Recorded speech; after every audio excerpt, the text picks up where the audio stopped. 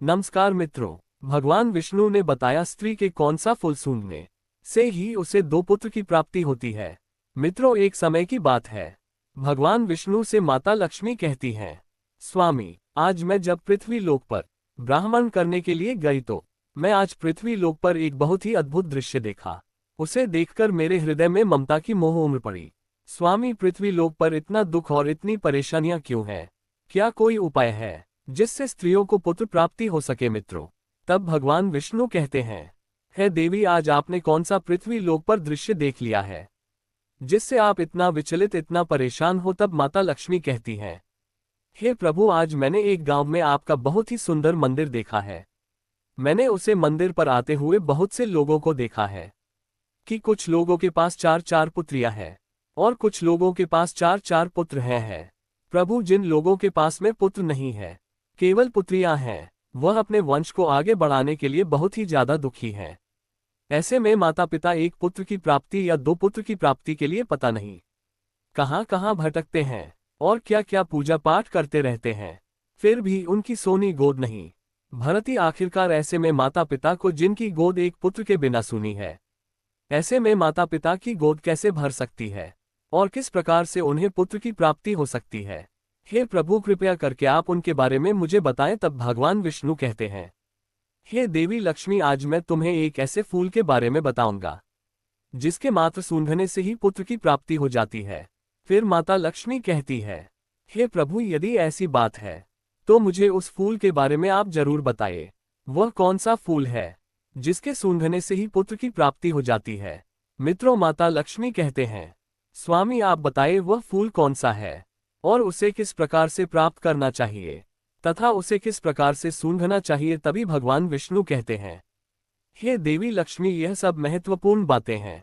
तुम्हें यह महत्वपूर्ण कथा मैं एक छोटी सी कहानी के माध्यम से सुनाऊंगा। इसे सुनने के बाद आपके प्रश्न के उत्तर मिल जाएंगे। मित्रों, फिर भगवान विष्णु कहते हैं, हे देवी लक्ष्मी, जो भी मनुष्य इस कथा को पूरे ध्यान और मन लगाकर सुनता है, वह भी जान जाता है कि वह कौन सा फूल है जिसे सूंघने मात्र से ही पुत्र की प्राप्ति होती है। तभी माता लक्ष्मी कहती हैं, हे स्वामी, आप इस कथा को मुझे अति शीघ्र सुनाए, क्योंकि मैं ये जानना चाहती हूँ आखिरकार वह फूल कौन सा है और फूल का क्या नाम है जिसको सुनने मात्र से ही पुत्र की प्राप्ति हो जाती है। क्योंकि प्रभु, एक नगर में एक गरीब औरत है और उसके पास चार पुत्री हैं और वह हमारी बहुत बड़ी भक्त है। वह हमसे एक पुत्र की आशा रखती है। वह नित्य पूजा पाठ करते समय कहती है, हे माँ लक्ष्मी, हमें एक पुत्र का वरदान दीजिए, मैं उससे महिला की मदद करना चाहती हूँ, इसलिए आप इस कथा को अति शीघ्र सुनाए। तब भगवान विष्णु कहते हैं, हाँ देवी, अभी सुनता हूँ, पर आप मुझे ये बताइए, आपने उसे महिला की मदद अवश्य करनी चाहिए। तब माता लक्ष्मी कहती, हाँ प्रभु, मुझे अवश्य उस महिला की मदद करनी चाहिए, क्योंकि मैंने देखा है वह एक पुत्र के लिए बहुत दुखी है। मैं भी चाहती हूँ कि उसके पास एक पुत्र तो होना आवश्यक चाहिए जो उसके परिवार को आगे बढ़ा सके और उसकी चारों पुत्री का विवाह कर सके और उसके जीवन को सफल बना सके, क्योंकि कोई भी स्त्री हो वह पुत्र और पुत्री के बिना अधूरी होती है। तब माता लक्ष्मी रहती है, हे प्रभु, आप मुझे कथा सुनाए, मैं पूरे ध्यान से सुनूंगी। तब भगवान विष्णु कहते हैं, हे देवी, आज आपने स्त्रियों तथा पुरुषों के लिए बहुत ही महत्वपूर्ण प्रश्न किया है। इस प्रश्न में स्त्रियों और पुरुषों के जीवन भर का लाभ छुपा हुआ है। तो है प्रिया लक्ष्मी, अब मैं उसे कथा को सुनाने जा रहा हूँ। आप पूरे ध्यान और मन से सुनना। फिर माता लक्ष्मी कहती है, ठीक है प्रभु, आप कथा को सुनाए, मैं पूरे मन और ध्यान से सुनूंगी। एक किसान था, उसके चार बेटी थी और तीन बेटियों की शादी हो चुकी थी। चौथी बेटी, जो माता लक्ष्मी की और भगवान विष्णु की उपासक थी, उसकी अभी शादी नहीं हुई थी। वहीं जिन तीन बेटियों की शादी पहले हो चुकी थी, उन तीनों बेटियों को पुत्री थी, किसी को पुत्र नहीं था। चौथी बेटी, जो सबसे छोटी बेटी थी, अभी तक उसकी शादी नहीं हुई थी। इस बात को लेकर बड़ा चिंतित रहता था कि अभी तक तीनों बेटियों को कोई पुत्र नहीं हुआ है। लगता है कि चौथी बेटी को भी पुत्र नहीं होगा। साथ ही किसान के मन में एक विचार और आता है और वह चिंता में रहता था कि ना तो मुझे ही कोई पुत्र की प्राप्ति हुई और ना ही मेरी तीन पुत्रियां को ही पुत्र की प्राप्ति हुई, और चौथी पुत्री की शादी होने के बाद में इसे भी कहीं पुत्र की प्राप्ति नहीं हुई। तो मैं संसार में कैसे मुंह दिखाऊंगा? लोग पता नहीं मेरे बारे में क्या सोचेंगे। वही वह किसान जो था, जब भी जंगल में काम करने जाता था तो अपनी मदद के लिए अपनी सबसे छोटी बेटी को भी अपने साथ में लेकर जाता था। एक दिन किसान को काम करते करते ज्यादा समय हो गया और धूप निकल आई, गर्मी पड़ने लगी, दिन गर्म हो गया और धूप बहुत तेज हो गई। किसान ने अपने कपड़े उतार दिए और घास में डाल दिए। जब उसका काम खत्म हो गया तो किसान ने अपनी बेटी से अपने कपड़े लाने के लिए कहा, और जैसे ही किसान की सबसे छोटी बेटी उस किसान के कपड़ों को उठाने के लिए घास के पास में पहुंची तो उसने क्या देखा कि वहां पर एक नाग पड़ा हुआ था। वह उस नाग को उठाना नहीं चाहती थी, इसलिए वह वापस अपने पिता के पास गई और उससे पूछा कि उसे क्या करना चाहिए। वही किसान ने अपनी बेटी की बात सुनकर कि अपनी बेटी से कहा कि वह उसे नाग से ना डर और इस नाग को एक तरफ फेंक दे और अपने पिता यानी उस किसान के कपड़ों को लाकर के उसे दे दे। और ऐसा का करके किस जो था अपने घर चला गया। फिर मित्रों आगे भगवान विष्णु माता पार्वती को कथा सुनाते हुए कहते हैं कि है देवी लक्ष्मी फिर उसकी बेटी भी किसान के पीछे पीछे घर आ गई। अगले दिन बेटी को फिर से जंगल में जाना था। उसने कहा, पिताजी आप परेशान ना हो, यह आप नागू को दूर फेंकने के लिए कहते हैं, मगर यदि मैं नाग को फेंक दूंगी तो उसे चोट लग जाएगी। किसान की लड़की अपने मन ही मन में उसे नाग की मदद करना चाहती थी। वही अपनी छोटी बेटी की बात को सुनकर कि किसने कहा मुझे मेरे कपड़े लाकर दो, आगे तुम्हें उसे नाग के साथ में क्या व्यवहार करना है ये तुम जानो। इस प्रकार किसान की बात सुनकर के किसान की छोटी बेटी उस नाग के पास गई और फिर जंगल में उसे वहां नाग मिल गया। लेकिन उसने उस नाग से कहा है, मेरे प्यारे छोटे भाई तुम लेटने के लिए मुलायम जगह जाओगे। वहीं नाग ने किसान की पुत्री की और उज्जवल और मैत्रीपूर्ण आंखों से देखा, मानो वह कुछ कहना चाहता हो। इसलिए किसान की लड़की ने उसे जहरीले नाग के भाव को समझकर कि कुछ खरपात्र वार इकट्ठा किया और उस नाग के लिए एक अच्छा सा नर्म जगह बना दी और फिर उस नाग से कहा, तुम इस नर्म जगह में लेट जाओ। फिर जैसे ही किसान की लड़की ने उस नाग को उस जगह पर लेटाया तो वह नाग किसान की लड़की से कहने लगा और उससे पूछा, क्या तुम मेरी सेवा में आना चाहोगी? मैं जानता हूं तुम्हारे पिता बहुत ही गरीब है और वह मुझे दूर फेंक बना चाहते हैं क्योंकि उन्हें उनके कपड़े मिल सके, क्योंकि मैं गर्मी में बहुत परेशान हो रहा था, इसलिए तुम्हारे पिता के कपड़ों में बैठ गया। तुम बहुत अच्छी लड़की हो, मैं तुम्हें पसंद करता हूं। तुम केवल बस हर दिन लगभग कुछ घंटे मुझे अपने साथ घूमने के लिए ले जाया करो। इसके लिए मैं तुम्हें रोजाना बहुत सारा धन दूंगा, मजदूरी और खाना भी दूंगा। यदि तुम 3 बरस तक ऐसा करो तो मैं जादू से छुटकारा पालूंगा, क्योंकि मैं एक जादुई राजकुमार हूं। और फिर राजकुमार बनते ही यानी अपनी असली सूरत में आते ही मैं तुम्हारे साथ में विवाह भी कर लूंगा। मित्रों फिर आगे भगवान विष्णु कहते हैं, है देवी वही नाग की बात को सुनकर वह लड़की तैयार हो गई। लड़की ने कहा कि मैं आपकी सेवा करने के लिए तैयार हूं, आप जैसा कह रहे हैं मैं वैसा ही करूंगी। तो नाग ने कहा, फिर कल इसी समय पर तुम आ जाना। और फिर वह लड़की वापस आने का वचन देकर अपने पिता के कपड़े लेकर के घर वापस आ गई और फिर वही रात को खाना खाने के बाद सो गई। और फिर जब सुबह को उठी तो उसने अपने पिता किसान से कहा, पिताजी आपके कपड़े मैं लाकर आपको दे दिए। अब तक मैंने अपनी और आपकी गरीबी देखी है, मैं काफी समय तक घर पर रह चुकी हूं, अब मैं दुनिया में अपनी किस्मत आजमाने जा रही हूं, आप मुझे जाने की अनुमति दें। मित्रों उधर वह किसान अपनी लड़की को कहीं भी जाने की अनुमति देना नहीं चाहता था, क्योंकि वह लड़की नाग को वचन देकर के आए थी। इसलिए उसने अपने पिता से कहा, चाहे उसे भीख ही क्यों ना मांगनी पड़े, मगर अब मैं भाग्य को बदल कर ही रहूंगी। और ऐसा कहकर के किसान की लड़की जो थी जंगल में चली गई। वह जंगल में गई और जल्दी ही उसे वही नाग फिर मिल गया। वह उसके आने से बहुत ही प्रसन्न हुआ और नाग ने उसे कहा, अब तुम आ गई हो तो मुझे थोड़ा इधर उधर घूमने के लिए ले चलो। फिर किसान की लड़की ने वैसा ही किया। फिर किसान की लड़की ने उस नाग को अपने पीछे पीछे घूमने के लिए लेकर चल दी। मित्रों फिर आगे भगवान विष्णु माता लक्ष्मी से कहते हैं, हे देवी जब शाम में घूमते घूमते पहले ही दिन का समय समाप्त हुआ तो उस जंगल में एक शानदार महल अचानक प्रकट हो गया। उस महल में एक बड़ा सा कमरा था जिसमें एक बड़ी मेज थी जो खाने पीने चीजों से सजी थी, जो उस लड़की ने अपने पूरे जीवन काल में कभी नहीं देखी थी। फिर तो किसान की लड़की ने भरपेट खाना खाया और फिर बिस्तर पर चली गई और फिर रोजाना हर दिन वह 1-2 घंटे के लिए उस नाग को अपने साथ इधर उधर घुमाती थी और फिर महल में जाती थी जहां उसके लिए सब कुछ तैयार किया जाता था और जहां उसके लिए शानदार व्यवस्था की जाती थी, अच्छा बिस्तर लगाया जाता था, अच्छा खाना खिलाया जाता था। मित्रों फिर आगे भगवान विष्णु माता लक्ष्मी को कथा सुनाते हुए कहते हैं, देवी इस प्रकार धीरे धीरे 1 वर्ष बीत गया। 1 वर्ष बीता, फिर उसके बाद कुछ समय और बीत जाने के बाद मैं किसान की लड़की ने उस नाग से अपने पिता से मिलने की अनुमति मांगी। तो नाग ने कहा, तुम्हारी इच्छा अपने पिताजी से मिलने की है, तो जाओ मिलकर आओ, अगले दिन वापस लौट आना।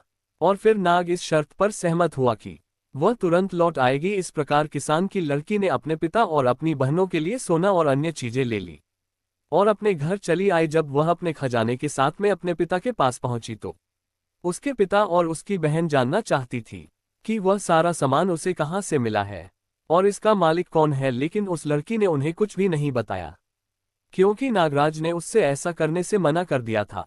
यहाँ तक कि किसान और उसकी तीनों बेटियों ने उसको बहुत ज्यादा मारा पीटा, लेकिन उसने कुछ भी नहीं कहा।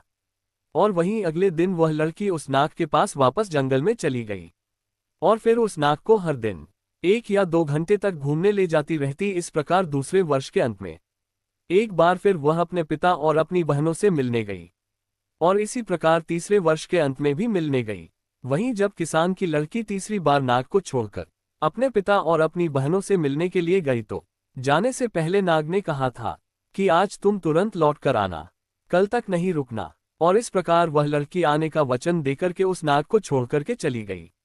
उधर जब वह लड़की अपने पिता के पास पहुंची तो उसके पिता और उसकी बहनों में इस बात पर जोर दिया कि जो धन वह अपने साथ लेकर आती है, सोना चांदी आदि, उसका असली मालिक कौन है और वह किसके यहाँ पर काम करती है। वही उसे दिन लड़की ने अपने पिता और अपनी बहन को कुछ भी नहीं बताया, तो किसान ने उसे घर से बाहर जाने देने से इनकार कर दिया। वहीं किसान की बेटी ने किसी तरह से अपने आप को बाहर जाने का रास्ता निकाल लिया। आखिरकार उसने जोर लगाकर के खुद को अलग कर लिया, लेकिन जब तक वह जंगल में लौटी तब तक बहुत देर हो चुकी थी। नाग अब वहां पर नहीं था। मित्रों, दुख की बात तो ये थी कि उसने हर जंगल देखा, लेकिन वह महल भी वहां से गायब हो गया था और नाग भी वहां से गायब हो गया था, क्योंकि जब वह दूर थी यानी अपने पिता के घर में थी तो उसे नाग के 3 वर्ष पूरे हो चुके थे और 3 वर्ष पूरे होने पर उसका जादू टूट चुका था और वह नाग वापस एक राजा के रूप में बदल गया था और फिर वह अपने राज्य को वापस चला गया था। उधर उस नाग को जंगल में न पाकर के वह लड़की बहुत परेशान होने लगती है और सोचने लगी, शायद मेरे पिता और मेरी बहनों ने मुझे घर पर ना रोका होता तो शायद आज वह नाग मेरे पास होता। फिर तो लड़की ने उस नाग को दुनिया भर में खोजने का फैसला किया और ढूंढते ढूंढते रास्ते में वह जंगल में एक झोपड़ी के पास पहुंची, जहां पर एक सन्यासी बाबा रहते थे। फिर उसने रात के लिए आश्रम मांगा और सन्यासी बाबा को सारी बात बताई।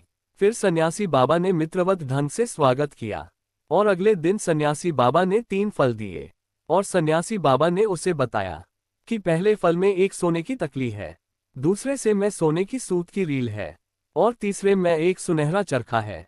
और उसे बताया कि वह सबसे पहले किससे मिलेगी और उसे कहां पर क्या करना है, जिससे वह राजा तक पहुंच सके। वही लड़की ने मित्रता से सन्यासी बाबा को धन्यवाद दिया और वहां से आगे बढ़ गई। फिर इस प्रकार किसान की लड़की तीनों फलों को लेकर के आगे निकल पड़ी। इस प्रकार कई दिनों के बाद में बहुत दूर चलने के बाद जब वह एक कांच के पहाड़ पर पहुंची, वह नहीं जानती थी कि वह इसे कैसे पार कर सकती है।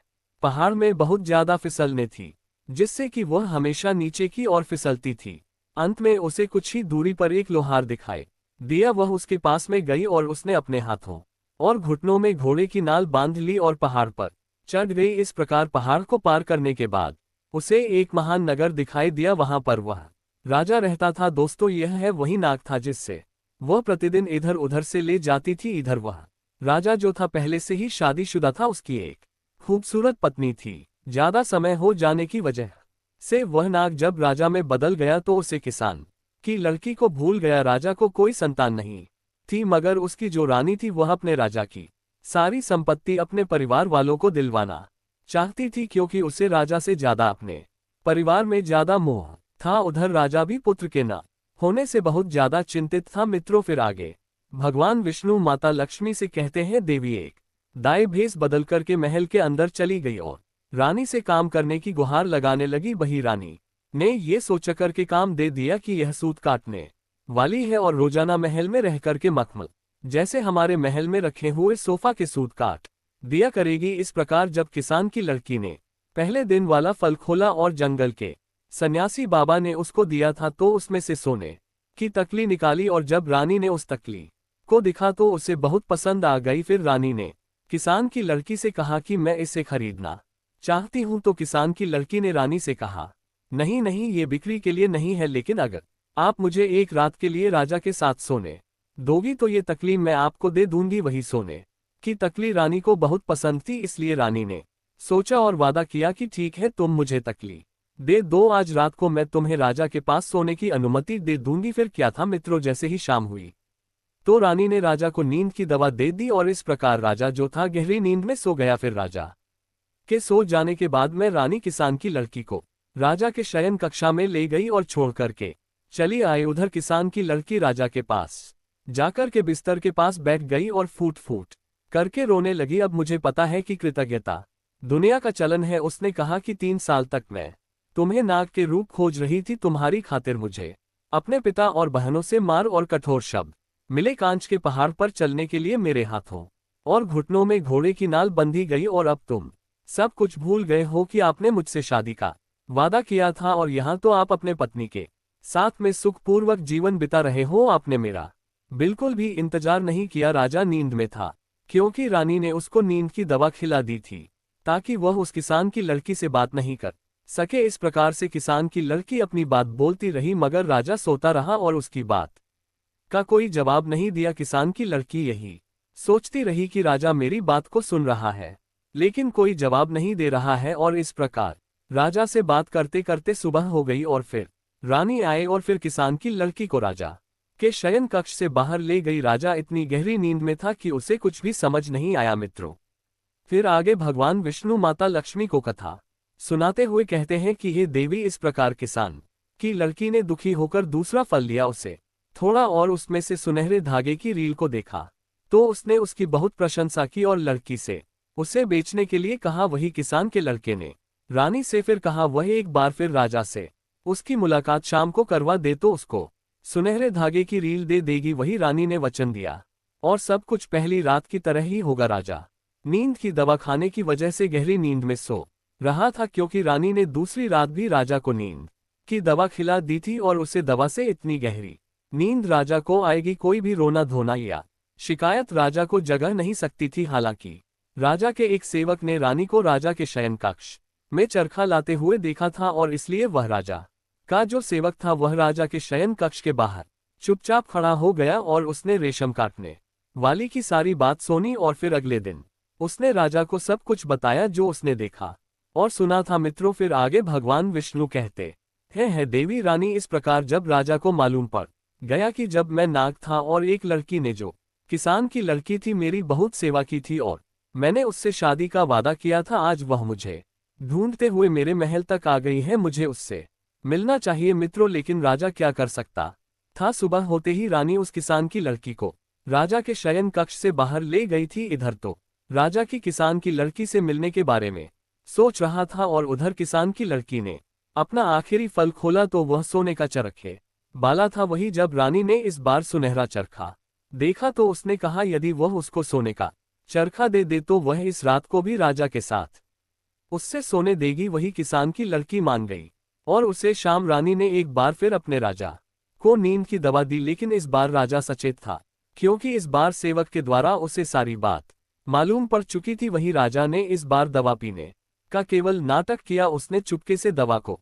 डस्टबिन में फेंक दिया और फिर लेट गया और सोने का नाटक करने लगा। वही जब राजा सो गया तो रानी ज्योतिकिस की लड़की को यानी सूत काटने वाली को राजा के शयन कक्ष में लेकर आ गई।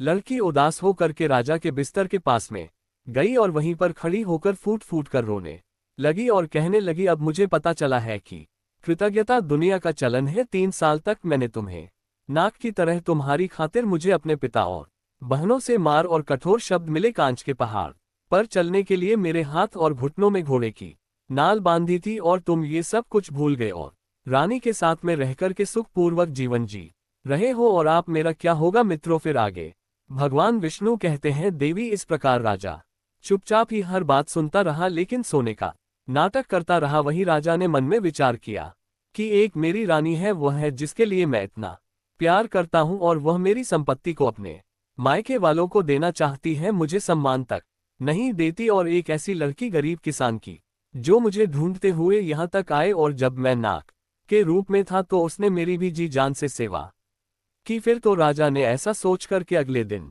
एक बड़े उत्सव के भोजन का आदेश दिया और उसने रेशम काटने वाली महिला को यानी उसे किसकी बेटी को अपने दाहिनी ओर जगह लेने के लिए आमंत्रित किया और फिर भरे दरबार में राजा ने किसकी लड़की के साथ में शादी की और सभी ने भोज ग्रहण किया भी। शादी होने के बाद में पहली रात को जब किसान की लड़की सो रही थी, वह लक्ष्मी जी की उपासक थी और पुत्र के कामना मन में लेकर के रात को सो रही थी। उसी समय लक्ष्मी जी उसके सपने में आए और उससे कहा, बेटी तुम चिंता मत करो, आज मैं तुम्हें एक ऐसे फूल के बारे में बताती हूँ जिस फूल को मासिक धर्म पूरा होने के बाद में जो भी स्त्री इस फूल को सूंघ लेती है और सूंघने के बाद में मिलन करती है और जब गर्भ धारण होता है तो निश्चित ही उससे पुत्र की प्राप्ति होती है। वही माता लक्ष्मी जी ने किसकी लड़की से आगे कहा कि है बेटी शाम को सूर्यास्त के समय बगीचे के उत्तर पश्चिम कोने में लाल गुलाब और सफेद गुलाब के फूलों की टहनी को जिस पर सुंदर साफ और पूर्ण विकसित गुलाब लगा हो एक थाली से ढक देना चाहिए और अगली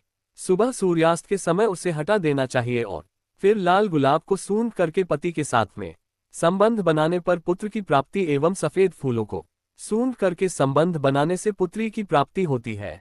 मित्रों फिर आगे भगवान विष्णु माता लक्ष्मी को कहते हैं, देवी आप अपनी उसे भक्त को बता देना, उसे ऐसा ही करना है। यदि उसे पुत्र चाहिए तो लाल गुलाब को सूंघना है। फिर ध्यान ये रखे कि धोखे में दोनों गुलाब के फूलों को नहीं सूंघना चाहिए। मित्रों इस प्रकार से उसे किसकी लड़की ने राजा को अपने सपनों वाली उससे बात को बताए। फिर राजा ने सुंदर से बगीचे में एक सफेद गुलाब और एक लाल गुलाब का पौधा लगवाया। फिर जब उसे पौधे पर फूल आए तो राजा ने एक सफेद फूल वाली टहनी को और एक लाल फूल वाली टहनी को ली और उसे उल्टा करके बात में दबा दिया। वही सुबह रानी ने मासिक धर्म से निस्बत होकर के यानी किसकी लड़की में मासिक धर्म से निस्बत होकर के स्वच्छ होने के बाद में लाल रंग के फूल को सूंघ लिया और राजा साथ में संबंध स्थापित किया, जिससे रानी को गर्भधारण हुआ और समय पूरा होने पर रानी को एक पुत्र की प्राप्ति हुई। फिर तो राजा ने खुशी के मारे पूरे राज्य में खुशी के नगाड़े बज दिए, मिठाइयां बंटवा दी। इतना ही नहीं किस की लड़की ने किसको यानी अपने पिता को भी ये बात बताई और अपनी बहनों को भी फूल